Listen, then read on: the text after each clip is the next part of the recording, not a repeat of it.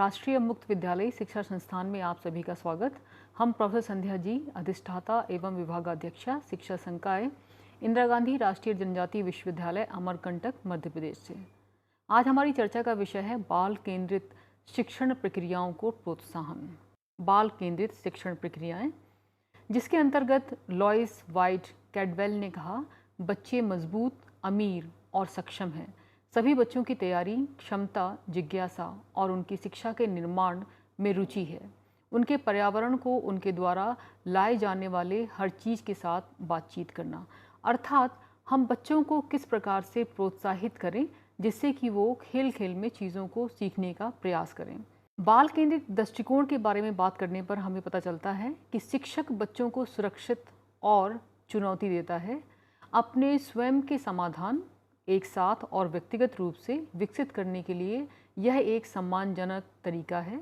बाल केंद्रित शिक्षण के अंतर्गत जीवन कौशल का विकास होता है और इस बाल केंद्रित शिक्षण के अंतर्गत विश्लेषण शक्ति, खुद को व्यवस्थित करने की उनकी क्षमता बच्चे खुद महसूस करते हैं। विद्यालय में सुरक्षित, प्रोत्साहित, खुश, सशक्त और अधिक मज़ेदार वातावरण इस बाल केंद्रित दृष्टिकोण के द्वारा पैदा होता है। बाल केंद्रित दृष्टिकोण रखने से बच्चों के प्रदर्शन में उल्लेखनीय वृद्धि हुई है और ड्रॉप आउट दरों में भी और गिरावट आई है। इसका तात्पर्य यह है कि हमें बाल केंद्रित शिक्षण प्रक्रियाओं को प्रोत्साहित करने के लिए पहले बाल केंद्रित दृष्टिकोण अपनाना होगा। और ये बाल केंद्रित शिक्षण प्रक्रियाओं को प्रोत्साहित हम तब कर सकते हैं जबकि हम ऐसे शिक्षण पद्धति का इस्तेमाल करें जिससे कि बच्चे एक आरामदायक वातावरण में अपनी रुचि के अनुसार सीखें। जैसे शिक्षण एक सामाजिक प्रक्रिया है जिस पर प्रत्येक देश की शासन प्रणाली, सामाजिक दर्शन, सामाजिक परिस्थितियों तथा मूल्यों एवं संस्कृति का प्रभाव पड़ता है। इस प्रकार की शिक्षण प्रणाली में शिक्षक और छात्र सक्रिय रहते हैं और उनके मध्य शाब्दिक और अशाब्दिक अंतःक्रिया चलती रहती है। शिक्षक का उद्देश्य बालक को अधिक से अधिक सिखाना होता है। वह बालक को शिक्षण के द्वारा सिखाता है। शिक्षक बालक को नवीन तथ्यों की सूचना देते हैं। छात्रों का शिक्षण करते समय अध्यापक अपनी सभी क्षमताओं का उपयोग करता है। अध्यापक अपने पूर्ण मनोयोग, अपने पूर्व अनुभव, दक्षताओं के साथ में विभिन्न प्रविधियों, विधियों तथा विधाओं का उपयोग करता है। अर्थात बाल केंद्रित शिक्षण में शिक्षक की एक अहम भूमिका होती है और शिक्षक लगातार बच्चों को सक्रिय रखने का प्रयास करता है। बाल केंद्रित शिक्षण प्रक्रियाओं के कई उद्देश्य हैं, जैसे इसके अंतर्गत हम गतिविधि आधारित शिक्षण प्रदान करते हैं। कक्षा में बच्चों को स्वयं करके सीखने की प्रवृत्ति का विकास करना, रुचिपूर्ण शिक्षण के द्वारा खेल खेल में बाल केंद्रित शिक्षण प्रदान करना। बच्चे कक्षा में स्वयं करके सीखें और बच्चे रुचि के साथ में सीखें और बच्चे सक्रिय रहें, ये सभी बाल केंद्रित शिक्षण प्रक्रियाओं के उद्देश्य हैं। अगर हम बात करते हैं बाल केंद्रित शिक्षा के बारे में, तब हमें पता चलता है कि शिक्षक बच्चों से मित्रवत व्यवहार करते हैं, बच्चों को सिखाने में मार्गदर्शक के रूप में भूमिका का निर्वहन करते हैं, खेल खेल में तथा गतिविधियों के माध्यम से बच्चों को ज्ञान देते हैं, बार बार अभ्यास कार्य के द्वारा बच्चों की कठिनाइयों को दूर करते हैं, बच्चों को अधिक से अधिक अभिव्यक्त करने का अवसर देते हैं। इससे बच्चों को आनंद की अनुभूति होती है। शिक्षण अधिगम सामग्री का अधिक से अधिक प्रयोग किया जाता है। बच्चों को विद्यालय की विभिन्न गतिविधियों में अधिक से अधिक अवसर प्रदान किया जाता है। अर्थात घुमा फिराकर जो बाल केंद्रित शिक्षा है वह बालक केंद्रित है, जिसमें कि बच्चा सक्रिय रहकर अपनी कठिनाइयों को दूर करते हुए बार बार अभ्यास के द्वारा अपनी अभिव्यक्ति को बार बार अभिव्यक्त करके और शिक्षण अधिगम सामग्री का उपयोग करते हुए अपनी गतिविधियों को आगे बढ़ाता है। बाल केंद्रित शिक्षा में जो शिक्षक की भूमिका है, जैसा कि हम लोग पहले ही कह चुके हैं कि शिक्षक एक अहम भूमिका का निर्वहन करता है बाल केंद्रित शिक्षा के अंतर्गत। उसका एक मुख्य कार्य ये भी है कि शिक्षक बालक का सहयोगी है, सेवक है तथा मार्गदर्शक है। शिक्षक वह धुरी है जिस पर बाल केंद्रित शिक्षण कार्यरत है। बाल केंद्रित शिक्षण में शिक्षक माली के सदस्य पौधों के समान बालकों का पोषण करके उनका शारीरिक, मानसिक तथा सामाजिक विकास करते हैं। शिक्षक ही बालक को पशु प्रवृत्ति से निकालकर मानवीय प्रवृत्ति की ओर उन्मुख करता है। बाल केंद्रित क्रियाओं को हम कई शिक्षण की विधियों के द्वारा प्रोत्साहित कर सकते हैं, जिसमें एक विधि है जो शिक्षण का तरीका है, उसे हम क्रिया गतिविधि आधारित शिक्षण कहते हैं। और इसके अंतर्गत जो मुख्य कार्य है छात्र का, कि छात्र की क्रिया कैसी हो, अर्थात जिस क्रिया को छात्र किसी उद्देश्य से पूर्ण करता है, उसके पूर्ण करने में उसका शरीर और मस्तिष्क दोनों ही क्रियाशील रहते हैं। इस आधार पर हम ये कह सकते हैं कि जो छात्र की क्रियाएं होती हैं वो दो प्रकार की होती हैं, एक शारीरिक और दूसरी आपकी मानसिक। और जो आत्मक्रिया है, आत्माभिव्यक्ति है, वो भी जो हमारा क्रिया और गति आधारित शिक्षण है उसके प्रमुख अंग माने जाते हैं। सभी क्रियाओं के द्वारा जिनमें बच्चे रुचिपूर्वक, जिज्ञासा, कौतूहल, लगन तथा मनोयोग से सक्रिय रहकर कार्य करते हुए सीखते हैं, गतिविधि कहलाती है।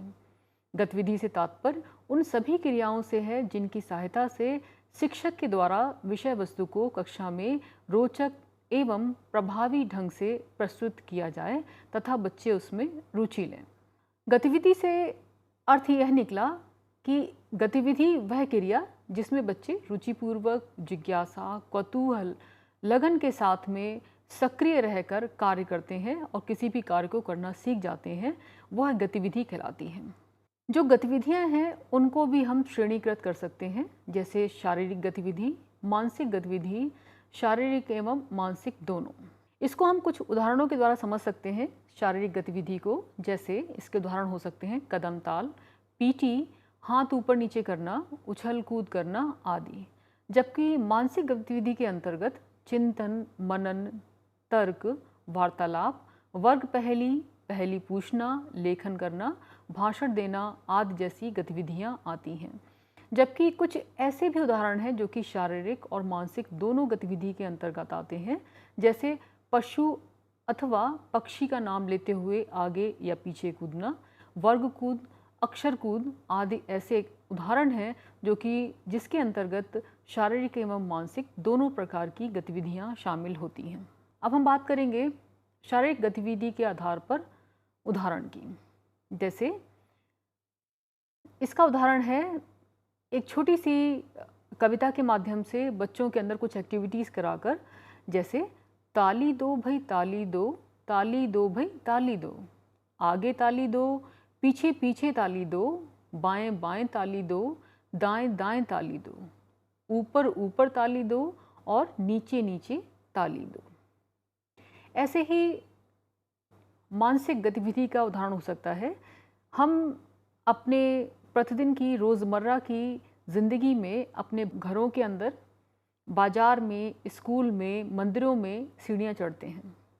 लेकिन जब सीढ़ियाँ हम चढ़ते हैं तो हमारे दिमाग में ये आता है कि सीढ़ियाँ कितनी हैं, नीचे कितनी है या ऊपर कितनी है, ये सीढ़ियों की संख्या ज़्यादा है या सीढ़ियों की संख्या कम है, और इन सीढ़ियों के चढ़ने उतरने की क्रिया के द्वारा हम क्या क्या सीख रहे हैं, ऐसे कई सारे प्रश्न हमारे दिमाग में घूमते हैं। ऐसी गतिविधि जो कि शारीरिक भी हो और मानसिक भी हो, इनके भी कई उदाहरण हैं। जैसे बच्चों के सामने हम प्रस्तुत कर सकते हैं चिड़िया उड़, चिड़िया फुर, कौवा फुर, बिल्ली फुर, अर्थात उड़ने वाले और न उड़ने वाले पशु पक्षियों की जानकारी बच्चों को देना। कक्षा को रोचक बनाकर रुचिपूर्ण ढंग से शिक्षण करने की विधा से हम परिचित करा सकते हैं इस गतिविधि के द्वारा। गतिविधि आधारित जो शिक्षण है उसमें जो अभी हम लोगों ने उदाहरण दिए, जो पहली गतिविधि थी वो शारीरिक थी, दूसरा जो उदाहरण था वो शारीरिक और मानसिक दोनों था, और तीसरा जो था वो तुरंत निर्णय लेने की क्षमता का विकास था। इस प्रकार के जो गतिविधियां हैं उनके द्वारा बच्चे अलग अलग चीज़ों को सीख सकते हैं, और इसके द्वारा बच्चों में शारीरिक क्षमता का विकास होता है, आगे पीछे ऊपर नीचे का ज्ञान होता है, दिशाओं का ज्ञान होता है जैसे कि दाएं बाएं का ज्ञान, और गिनती के बढ़ते और उतरते क्रम का ज्ञान होता है, जोड़ और घटाने का ज्ञान होता है, और सक्रियता का विकास होता है। अर्थात जो गतिविधियां हैं शारीरिक, मानसिक और तुरंत निर्णय लेने वाली क्षमता का विकास करने वाली। इसके द्वारा बच्चे अलग अलग तरीके से चीज़ों को सीखते हैं। गतिविधि बच्चों के अंदर जिज्ञासा उत्पन्न करने वाली होती है। बच्चों को केवल शारीरिक उछल कूद में ही नहीं, बल्कि हमें उनका मानसिक अभ्यास भी कराना है। गतिविधियों के नियम लचीले होने चाहिए और आवश्यकता अनुसार उन्हें बदलना भी आना चाहिए। अर्थात हम ये कह सकते हैं कि गतिविधियां ऐसी हों जिनके नियम लचीले हों, जिनको कि हम आवश्यकता अनुसार बदल भी सकें। तो ऐसी गतिविधियां हमें लगातार कक्षाओं में कराते रहना चाहिए। जो गतिविधि आधारित शिक्षण है, उसमें ज़्यादातर शिक्षक क्या करते हैं कि 3 प्रकार की गतिविधियां जैसे हमने कराई, तो उसमें क्या हुआ कि एक गतिविधि हो गई ज्ञान प्राप्त करने वाली, दूसरी हो गई ज्ञान व्यक्त करने वाली और तीसरी हो गई अनुभव करने वाली। इससे हुआ क्या, इसका जो असर हुआ उससे जो कक्षा का वातावरण था वो रुचिपूर्वक बना और बच्चों में के अंदर जो है वो एक सहजता और सृजनता जैसी जो चीज़ है उसका जो है वो बढ़ावा उसको मिल रहा है। और ये जो गतिविधियाँ होती हैं वो लिखित भी हो सकती हैं, मौखिक भी हो सकती हैं और सामूहिक भी हो सकती हैं, और ये सामग्री के साथ और बिना सामग्री के बिना भी इनका उपयोग हम कर सकते हैं। इसके अंतर्गत अभिनय, कहानी, नाटक, कविता, हाव भाव, भ्रमण, अवलोकन, प्रोजेक्ट आदि जैसी जो गतिविधियां हैं उनको हम शामिल कर सकते हैं। इसी प्रकार अभी तक हम लोगों ने बात की कि गतिविधि आधारित जो शिक्षण है, अगर हम उसको बच्चों के ऊपर लागू करेंगे तो उनकी जो क्रियाएं हैं उनको प्रोत्साहन मिलेगा और विद्यार्थी अधिक से अधिक सीखेंगे। ऐसा ही एक दूसरा तरीका है इसका, जिसे कि हम रुचिपूर्ण या आनंददायी शिक्षण के नाम से जानते हैं। तो ये भी एक तरीका है, एक ऐसा माध्यम है जिसके अंदर बालक को प्रत्यक्ष ढंग से कुछ नहीं सिखाया जाता, बल्कि उसमें रुचि और जिज्ञासा उत्पन्न की जाती है। उसे स्वयं सीखने के लिए प्रेरित किया जाता है, क्योंकि जो हमारा विद्यालय का वातावरण है वो घर के वातावरण से थोड़ा अलग होता है और अधिक रुचिकर और प्रभावकारी होता है। जो हमारा रुचिपूर्ण शिक्षण है उसको हम इस तरह से समझ सकते हैं। पहले हम शिक्षण को कि शिक्षण क्या है। शिक्षण एक ऐसी विधा है जो बालक की अभिरुचियों को ध्यान में रखते हुए उनके सर्वांगीण विकास हेतु विकसित की जाती है।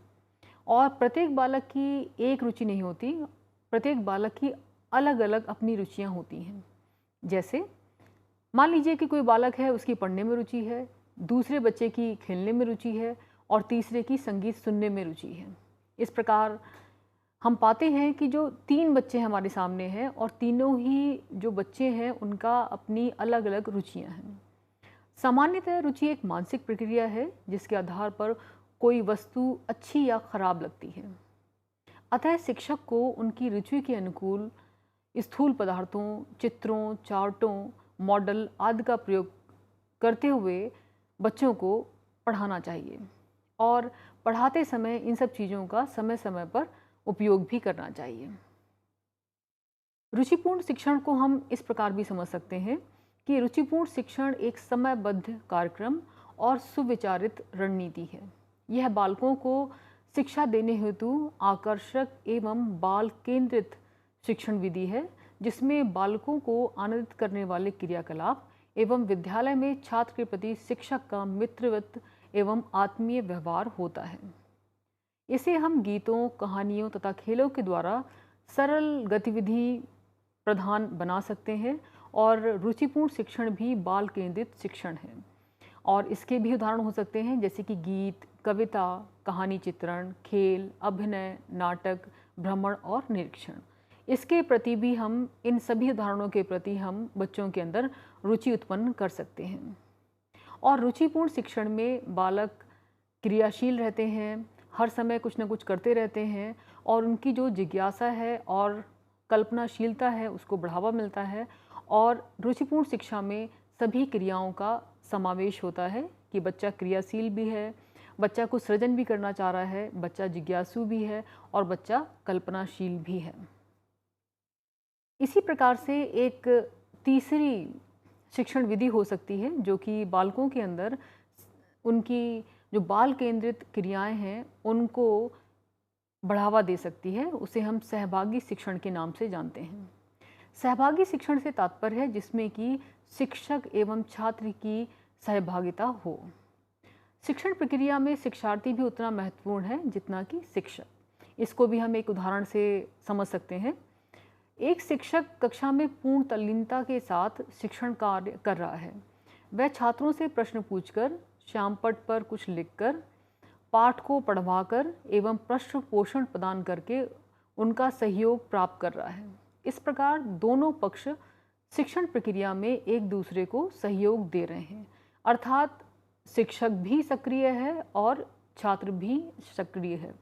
और शिक्षक प्रश्न पूछता है तो छात्र उत्तर देता है, शिक्षक निर्देश देता है तो छात्र उसका पालन करता है। शिक्षक पाठ को अच्छी तरह से समझाने के लिए कई गतिविधियों का इस्तेमाल करता है, जैसे फ्लैश कार्ड, चार्ट पेपर पर चित्रित चित्र, श्यामपट्ट पर अभ्यास कार्य, नाटक मंचन आदि। ऐसे उदाहरणों से हम बच्चों के अंदर जो सहभागी शिक्षण है उसको बढ़ावा दे सकते हैं, जिससे कि वो अपनी गतिविधियों के प्रति सक्रिय हो जाएंगे। इसी प्रकार से एक चौथी शिक्षण विधि भी है जिसे हम दक्षता आधारित शिक्षण विधि के नाम से जानते हैं। और यह दक्षता आधारित शिक्षण विधि भी विद्यार्थियों की क्रियाओं को बढ़ावा देने का अवसर प्रदान करती है। जो दक्षता आधारित शिक्षण विधि है उसमें बालक को ज्ञान प्राप्ति के साथ साथ समाज में विशिष्ट स्थान प्राप्त करने के लिए जो विशिष्ट दक्षताएं प्राप्त करनी है वो दक्षता आधारित शिक्षण के माध्यम से उसमें सन्निहित हो जाती हैं। और ये दक्षताएं भौतिक हो सकती हैं, मानसिक हो सकती हैं। और जैसा कि हम जानते हैं कि छात्र को चिंतन, समस्या समाधान, शब्द कौशल, कविता लेखन, गणितीय गणनाएं, वाचन, भाषण, नृत्य तथा संगीत आदि में दक्षता प्राप्त करनी चाहिए।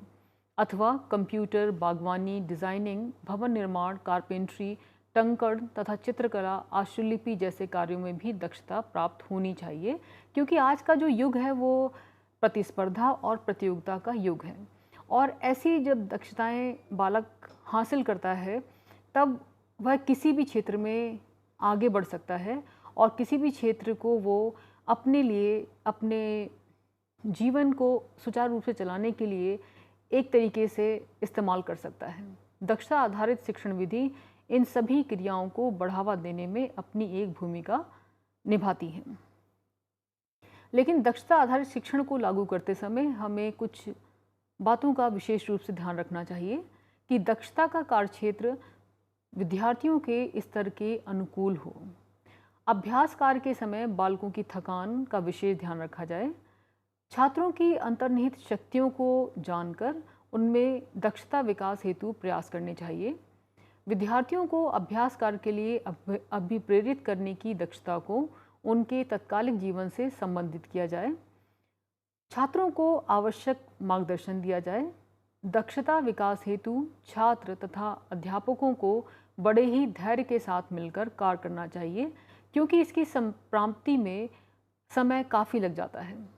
शिक्षण में शिक्षण अधिगम सामग्री और शैक्षिक सामग्रियों का प्रयोग करते समय छात्रों के ज्ञान में वृद्धि करके दक्षता हम बढ़ा सकते हैं।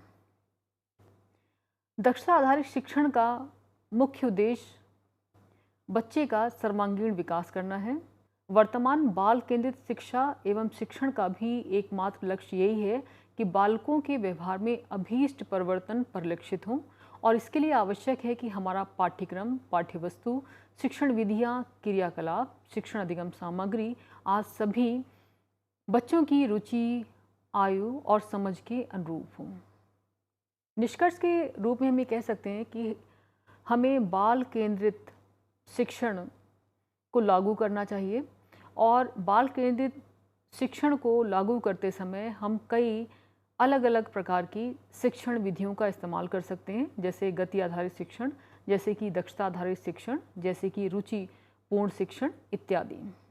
ऐसी शिक्षण विधियों का अगर हम अपनी कक्षा में इस्तेमाल करते हैं एक शिक्षक के रूप में, तो जो बच्चों की जो बाल केंद्रित क्रियाएं हैं उनको प्रोत्साहन मिलता है और बच्चे बहुत कम समय में अपनी रुचि के अनुसार, अपनी गति के अनुसार चीज़ों को सीखते हैं। हम आशा करते हैं कि आप सभी को इस परिचर्चा से लाभ मिलेगा। धन्यवाद।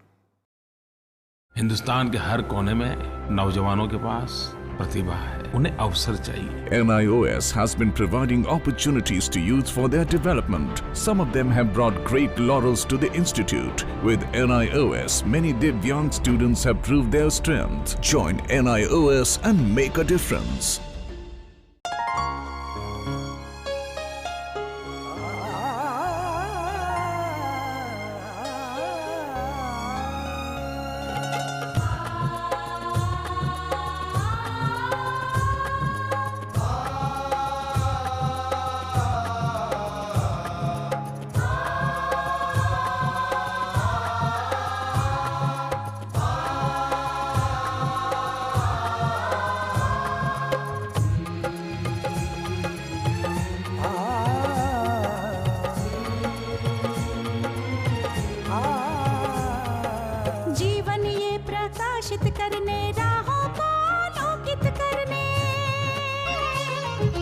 जीवन ये प्रकाशित करने, राहों को आलोकित करने, हम अपना दीपक स्वयं बने, हम अपना रास्ता स्वयं चुने। हम अपना दीपक स्वयं बने, हम अपना रास्ता स्वयं चुने। जीवन ये प्रकाशित करने, राहों को आलोकित करने।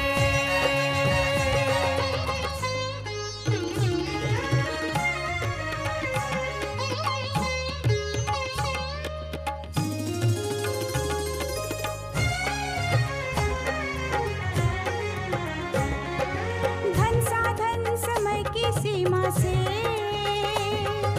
विद्यालय जो मुक्त हो, धन साधन समय की सीमा से विद्यालय जो मुक्त हो। कभी पढ़े हम कहीं पढ़े, वे विषय की लोच से युक्त हो। कभी पढ़े हम कहीं पढ़े, वे विषय की लोच से युक्त हो। मित्रों हम उठे और जागे, मंजिल आने की ध्वनि सुने।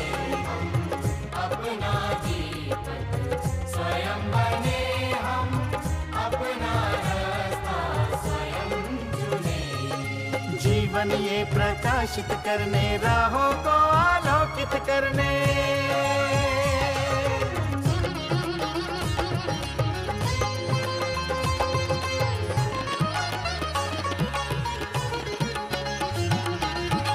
राष्ट्रीय मुक्त विद्यालय का है द्वार खुला सबकी खातिर। शिक्षा परीक्षा का अवसर एक बार ही क्यों मिलता फिर। शिक्षा और परीक्षा का अवसर एक बार ही क्यों मिलता फिर। दुनिया में इसके केंद्र बहुत, कोई मन चाहा केंद्र चुने। हम अपना दीपक स्वयं बने, हम अपना रास्ता स्वयं चुने। कोई मन चाहा केंद्र चुने। स्वयं बने, हम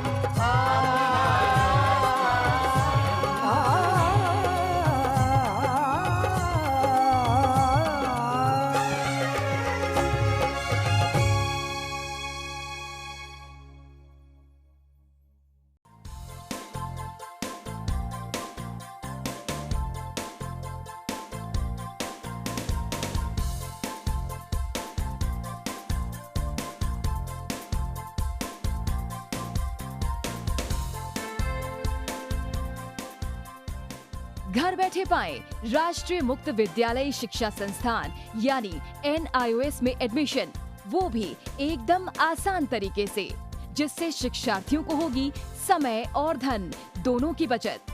NIOS से शिक्षा कभी भी कहीं भी। शिक्षार्थियों, क्या आप जानते हैं NIOS में एडमिशन लेने का सरल और सुगम तरीका, जिससे शिक्षार्थियों को ऑनलाइन प्रवेश लेने में सहूलियत मिलती है। NIOS में प्रवेश की प्रक्रिया पूर्णतया ऑनलाइन है।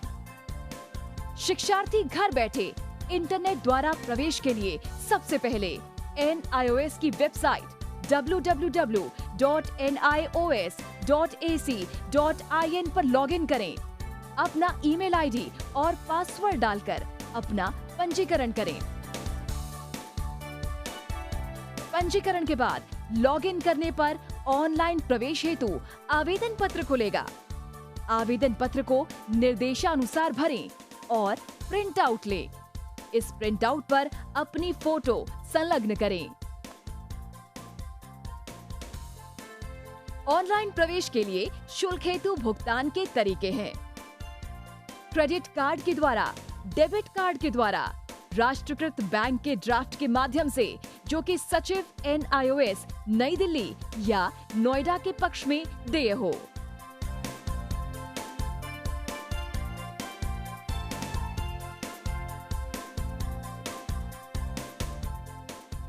भरे हुए आवेदन पत्र के साथ साथ डिमांड ड्राफ्ट और संलग्न किए जाने वाले दस्तावेज हैं: जन्म रजिस्ट्रार के जिला कार्यालय से जारी जन्म प्रमाण पत्र की सत्यापित प्रति, जिसमें जन्म तिथि अंकित हो, पिछले विद्यालय से प्राप्त विद्यालय छोड़ने का प्रमाण पत्र, जिसमें आवेदक की जन्म तिथि लिखी हो। प्रवेश फॉर्म का प्रिंट आउट NIOS के संबद्ध क्षेत्रीय केंद्रों पर 10 दिनों में पहुंच जाना चाहिए, अन्यथा उचित दस्तावेज न लगे होने पर आवेदन फॉर्म रद्द किया जा सकता है।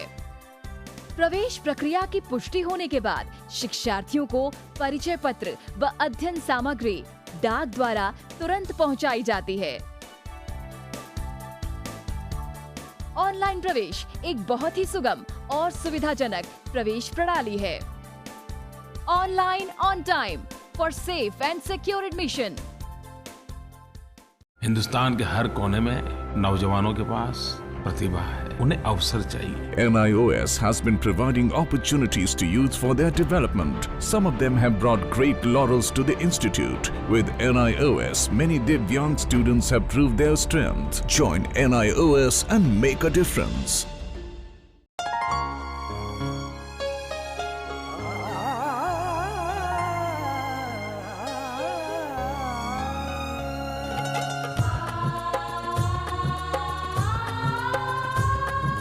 जीवन ये प्रकाशित करने, राहों को आलोकित करने, हम अपना दीपक स्वयं बने, हम अपना रास्ता स्वयं चुने।